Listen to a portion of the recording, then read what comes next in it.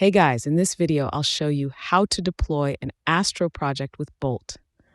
All right, so let's begin with the video. First, you want to come to bolt.new.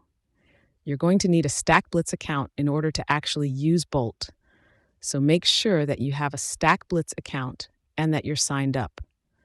Once you do that, you'll come to this page right here, which will ask you what you want to build. We can actually choose the Astro starter at the bottom left here. If we go ahead and click on that, this is going to build us a starter template for the Astro framework. It's going to install the dependencies and also start the application. This may take a couple of seconds to do, but once it does that, it's going to have a preview of our Astro application right here. What we want to do in order to quickly deploy this is come up to the top right, click on where it says Deploy. It'll say Deploying this application. It's going to deploy it to Netlify.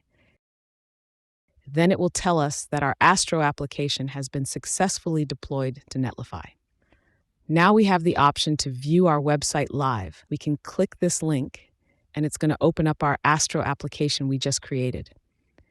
If we want to claim this Netlify project, which we're going to need to do because otherwise it's going to get removed in 1 week if we do not automatically claim it, let's go ahead and click on this claim link.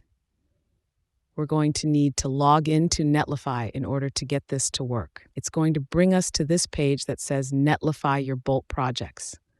If we click on where it says Claim Apps, now we're going to see that project that we just built right here. We can see that we have now claimed this project, so it won't automatically be deleted. We can go ahead and set up a custom domain if we want as well. But now we have a fully built out Astro project set up on Netlify very easily with bolt.new. So that's basically how you can deploy an Astro project with Bolt.